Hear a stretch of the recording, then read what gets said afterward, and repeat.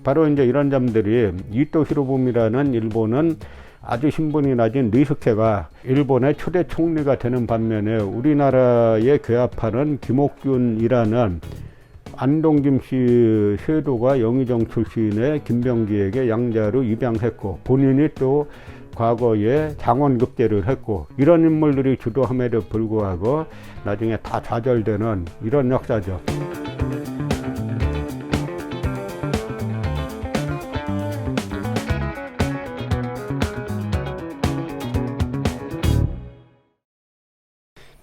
요즘엔 우리가 이제 독립운동사를 공부하기 전 단계로 조선이라는 나라가 어떤 이제 과정을 거쳐서 이제 멸망에 이르게 됐고 그 폐허 속에서 독립운동이 시작됐는지를 이제 그 배경을 알아보기 위해서 조선 후기에 있었던 여러 사건들을 이제 살펴보고 있습니다.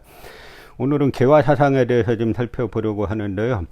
이제 조선 후기에 이제 일본을 비롯한 각종 이제 서양 세력들이 밀려 들어오죠. 그러니까 여기에 대해서 조선의 지식인들이 이제 둘로 반응을 합니다. 하나는 위정척사파라고 하죠. 그러니까 위정척사파는 여기서 말하는 정이라는 것은 성리학 사회예요. 그리고 사라는 것은 그 위정, 그러니까 정을 보호하고 척사, 사를 갖다가 배척한다라고 하는 건데 정은 성리학 사회고 사는 이 성리학 이외의 온갖 이제 세상들을 뜻하는 겁니다. 그래서 이분들은 사실 서구 서세동점에서 서세동점 서양 세력이 동양에 밀려 들어오는 걸 갖다 서세동점이라고 하는데 이 서세동점 상황에서 이 서양이나 일본 세력에 대해서 이제 아주 맹렬하게 맞서 싸운 그 부분은 이제 높이 평가해야 되지만 이분들이 지키려고 했던 정의라는 것이 결국은 이제 성리학 사회라는 점에서 상당한 한계를 지니고 있었다라고 이제 평가할 수밖에 없겠죠.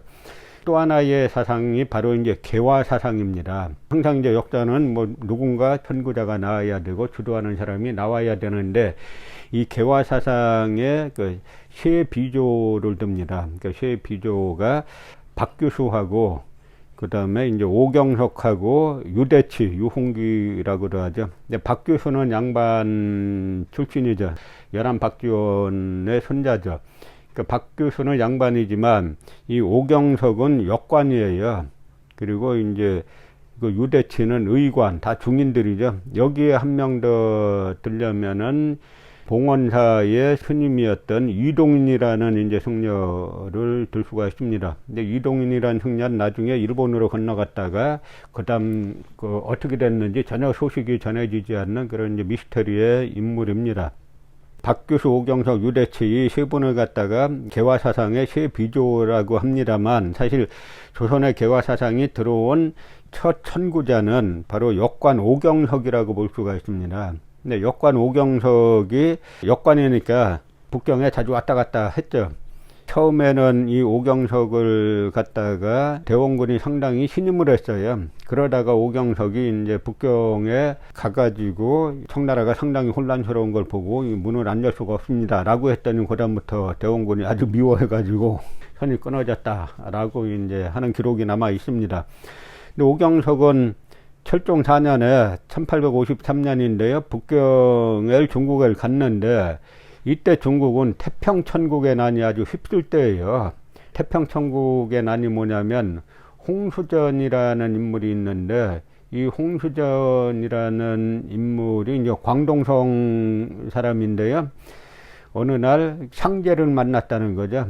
상제를 만났는데 상제가 여러 이야기를 합니다. 너희가 나를 모르느냐 라고 하면서 일종의 이상주의적인 공동체 사회를 건설하라고 말했다는 겁니다. 그래서 자기가 찾아보니까 상제가 자기한테 계시한 말이 청서에 나오는 여호와가 계시한 거하고 거의 유사하더라는 거예요. 그래서 이 홍수전은 자기를 갖다가 예수의 동생이라고 말하고 그러면서 이제 배상제회, 그러니까 상제를 배자는 절한다는 뜻이죠. 상제에게 절하는 종교 모임을 만들기 시작했는데 또 하나는 이 멸만흥한, 그러니까 만주족의 청나라를 무너뜨리고 이 한족을 다시 부흥시키겠다 하는 이제 모토를 내걸면서 당시 서양 세력이 밀려 들어오면서 청나라 왕실이 제대로 이제 대응을 못하고 우왕좌왕하게 되는데, 이때 기회로 멸만흥안의 기치를 들고 일어서죠. 멸만흥안의 기치와 그 다음에 전 민족이 평등한 그런 이상사회를 주장합니다. 그래서 사유재산 제도를 다 부정하고 모든 재산은 공공의 것으로 이야기하면서 우리는 창제 아래서 다 같은 하나의 형제들이다 라고 하는 이상주의적인 사회 슬로건을 내걸고 봉기를 하니까 삽시간에 이제 전국을 휩쓸게 됩니다. 중국은 원래 수도로 삼는 것이 전통적으로 북경과 남경이에요.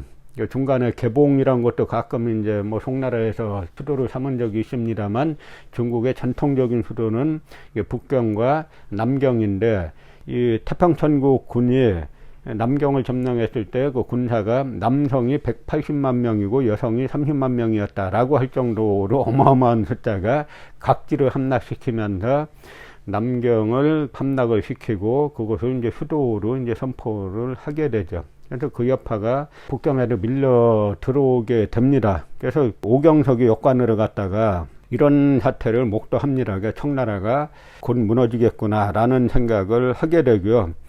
또 한번 철종 11년 1860년에 또 이제 북경에 가는데, 이때는 영불연합군이 북경을 점령해 버려요.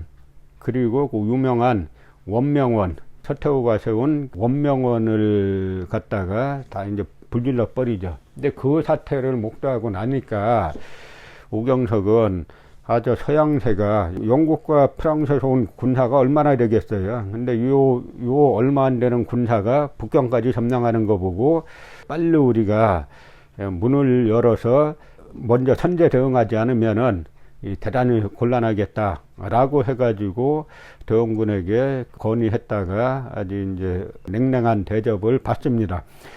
그런데 이 중인역관 오경석의 가슴 쪽에 이 나라 큰일 났다. 빨리 개화하지 않으면 이 나라 이제 망할 수도 있다. 우리가 삼국으로 섬기는 저 거대한 청나라도 저렇게 속수무책으로 무너지는데 우리 작은 조선이야 말할 것이 있겠느냐라고 해가지고 개화를 주장하는데, 이 중인이 어떻게 하겠어요. 그러니까 이제 그 당시에 유명한 지식인이었던 박지원의 손자 박규수를 찾아가죠.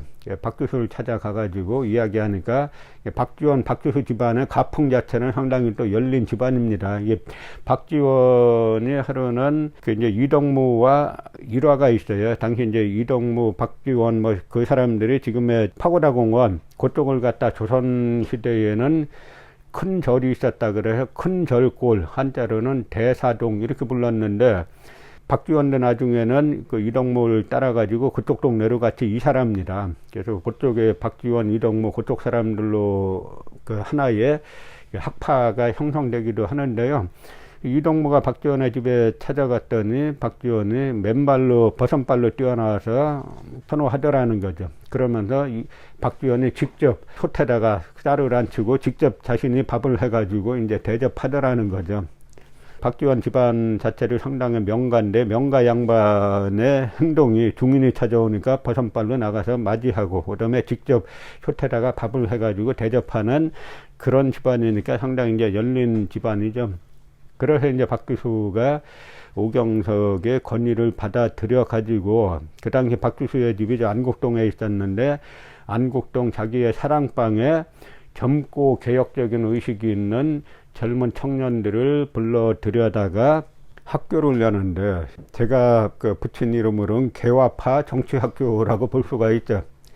그래서 이 개화파 정치학교 출신들 중에 뭐 대표적인 인물이 김옥균이 있고, 그 다음에 철종의 사위였던 금능이 박영효도 여기 출신이고, 뭐 육일준이라든지 그 당시 쟁쟁했던 인물들은 대부분 홍영식이라든지 뭐 서광범, 육일준 뭐 이런 인물들이 대부분 박제가가 안국동 사랑방에서 열었던 정치학교에서 공부했던 사람들이죠. 그때 이제 강의를 박규수만 하는 게 아니라 역관 오경석이라든지 의관 유대치라든지 이런 중인들이 또 강의하는 거예요. 제가 공부를 쭉 하다가 일본의 근대화 과정과 한국의 근대화 과정을 이렇게 비교를 해보면, 이 일본은 이토 히로부미가 상당히 친분이 낮은 사람입니다. 그래서 어린 시절 이름이 리슈케라고 하는데 이토 히로부미 이름을 여러 번 바꿨어요. 그러니까 리슈케는 아주 낮은 신분의 천한 신분을 갖다가 리슈케라고 하는 겁니다. 그러니까 이토 히로부미는 자기 이름을 여러 번 바꿨는데 이토 히로부미가 다녔던 학교가 이제 송화천숙이라는 곳인데 그 학교 출신들이 나중에 일본 군대화를 주도하게 됩니다. 나중에 그래서 이토 히로부미는 아주 낮은 신분임에도 불구하고 일본의 초대 총리가 되죠. 근데 우리는 이 정치학교 출신들이 사실은 조선 후기의 사회 변화를 주도했으면은 조선이 전혀 다른 방향으로 흘러갈 수가 있었던 거죠. 이 정치학교 출신의 대표라고 할 수 있는 이제 김옥균 같은 경우를 보면 김옥균은 원래 김병태란 분의 아들인데요. 나중에 그 김병기의 집안에 입양이 되죠. 이 김병기는 당시 안김이라고 불렸던 세도 정치의 안동김 씨의 아주 핵심 인물입니다. 영의정까지 역임하죠. 그리고 김옥균은 과거에 또 장원급제를 해요. 그렇기 때문에 김옥균은 그냥 자기 앞에 열린 길만 갔으면은 아주 순탄하게 개인적으로는 최고의 자리를 다 갈 수 있는 그런 이제 자리에 있었음에도 불구하고 이 나라가 이렇게 가선 안 되겠다, 망하겠다라는 생각에 개화에 자기 정치 인생을 걸게 되죠. 바로 이제 이런 점들이 이토 히로부미라는 일본은 아주 신분이 낮은 리슈케가 일본의 초대 총리가 되는 반면에 우리나라의 괴합하는 김옥균이라는 안동김 씨 쇄도가 영의정 출신의 김병기에게 양자로 입양했고 본인이 또 과거에 장원급제를 했고 이런 인물들이 주도함에도 불구하고 나중에 다 좌절되는 이런 역사죠. 그러니까 괴합파가 두 종류가 있습니다. 하나는 이 김옥균 중심의 그 급진괴합파가 있고 그 다음에 김홍집, 뭐 어윤중, 김윤식 뭐 이런 인물들 중심의 온건괴합파가 있습니다. 그런데 이 급진괴합파 이 김옥균이나 이제 이쪽 인물들은 결국은 이제 무엇을 하려고 했냐면 이제 신분제 같은 걸 다 폐지하고 결론은 뭐냐면 정치체제는 입헌군주제로 가야 된다. 그러니까 헌법을 만들어 가지고 임금도 고종도 헌법상의 그 임금으로 추대를 하고 그 다음에 경제체제는 자본주의 경제체제를 도입을 해야 된다라고 하는 개혁정치를 주도했던 그런 인물들입니다. 급진괴합파는 나중에 어떤 일이 발생하냐면 이제 이모군란이 발생하죠. 그러니까 1882년에 이모군란이 발생하는데 뭐 이모군란은 그 당시 신식군대가 있고 구식군대가 있는데 구식군대에게 계속 급료를 안 주다가 나중에 몇 달 만에 급료 조금 줬는데 쌀을 받았는데 쌀에 반이 모래와 그 돌이 섞여 있었다는 거죠. 그래서 이제 군인들이 폭발해 가지고 민씨 척족들 찾아다니면서 죽이고 하는 이모군란이 발생했습니다. 이때 이제 조선에서는 청나라 군사를 끌어들여 가지고 이모군란을 진압을 합니다.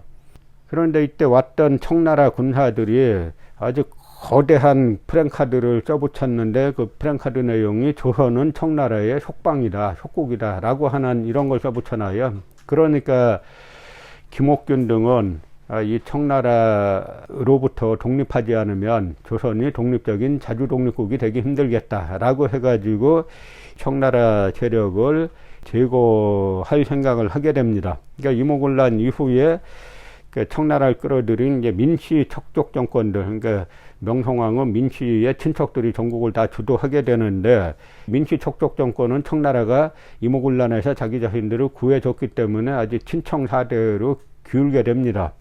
그러니까 김옥균 중심의 급진개화당은 친청사대주의 정당인 이 민씨 척족당을 제거하고 이 독립적인 자주국을 만들어야 되겠다라고 해서 양자 사이에 갈등이 계속되다가 1884년에 이제 우정국, 요즘으로 말하면 이제 최신하는 이제 우정국이 새로 만들어져 가지고 이제 개설 축하연을 하는데 그 우정국의 총수가 이제 같은 파였던 홍영식이 되죠. 그러니까 이때 이제 홍영식이 주요 고관들을 다 이제 우정국 개설 축하식에 다 초청을 하는데 이날을 디데이로 잡아서 이 친정파들을 전부 제거하고 정권을 장악할 생각을 합니다. 이것이 그 유명한 1884년에 이제 갑신정변이죠. 우리는 갑신정변을 상당히 낮게 봅니다만 북한 학계에서는 갑신정변을 상당히 높게 봐요. 왜냐하면 북한은 막스 엥겔스의 역사발전 5단계설에 따라 가지고 뭐 원수 공동체 사회, 중세 뭐 봉건사회 이런 식으로 쭉 가는데 근대 자본주의 사회가 있어야 됩니다. 근대 자본주의 사회를 수립하려고 했던 운동이 바로 갑신정변이다라고 해가지고 갑신정변 이후에 이제 사회주의가 됐다라고 해서 북한 학계는 갑신정변을 상당히 이제 높입니다.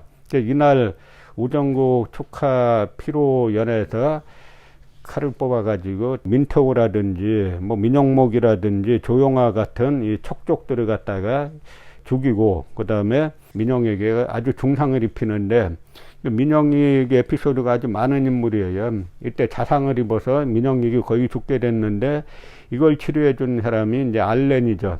선교사 알렌인데 이 당시 서양에서 조선에 선교사를 보낼 때 그냥 뭐 예수 믿으세요 하면 잘 안 통하지 않습니까? 그러니까 주로 의사 같은 직업 가진 인물들을 많이 보내는데 이때 이제 민영익을 갖다 알렌이 치료해 줍니다.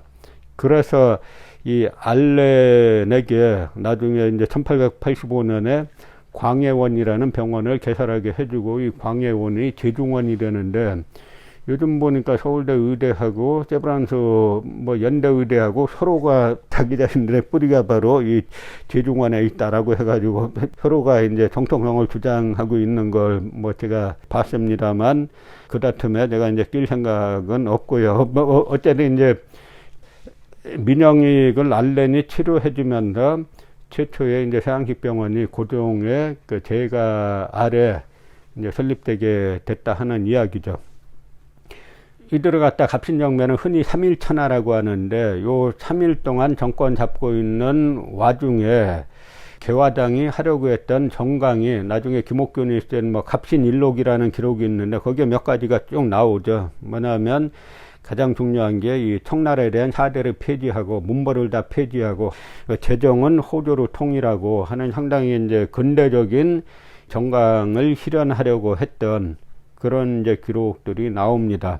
그런데 또다시 민시척족 정권이 청나라 군사를 끌어들이는 바람에 김옥균 일파는 그러니까 일본군이 지금 청나라에 맞서서 잘 싸울 줄 알았더니 일본군은 정규군끼리 싸우면 별로 땀 못하는 나라예요. 그러니까 이때리 이제 일본군이 패주하는 바람에 3.1천하로 끝나고 그 다음에 이제 홍영식이라든지 박영교는 이제 철종의 사위였던 금능이 박영효의 친형입니다. 이 박영교는 홍영식과 박영교는 청나라 군사에게 이제 죽임을 당하고 김옥균이나 박영효, 서재필 같은 인물들은 일본으로 망명함으로써 3.1천하가 막을 내리는 것이 급진개화당이 주도한 이제 갑신정변입니다.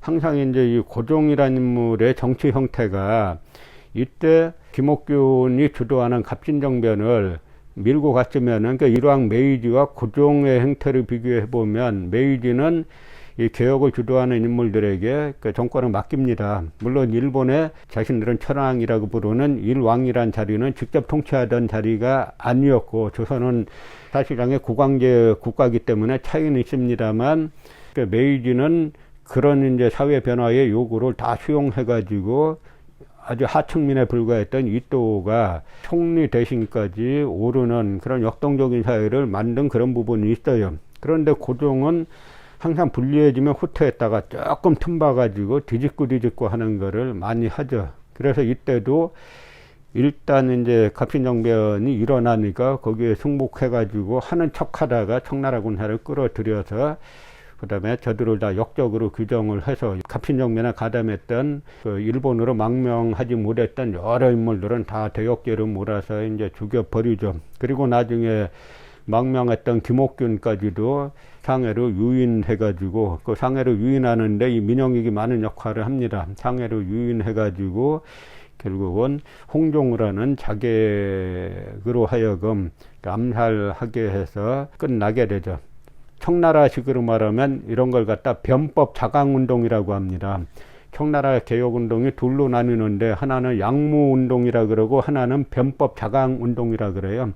그러니까 양무운동이라는 건 뭐냐면 다른 말로 하면 동도서기라고 하는데 이 동양의 도는 그대로 지키되 서양의 기술만 우리가 받아들여서 개혁하겠다라고 하다가 청나라 군사가 크게 패배하고 난 다음에 변법자강운동을 하죠. 변법자강운동은 법까지 다 바꿔가지고 동도고 뭐고 할 거 없이 전부 다 서양식으로 바꿔가지고 나라를 살려보겠다라고 하는 건데 이 김옥균이 주도한 이 갑신정변이 바로 이제 변법자강운동이라고 볼 수 있는 그런 운동이었습니다만 결국은 고종과 민씨 척족 정권이 끌어들인 청나라에 의해서 좌절이 됩니다. 그래서 급진개화파가 우리 역사 속에서 이제 사라지게 되죠.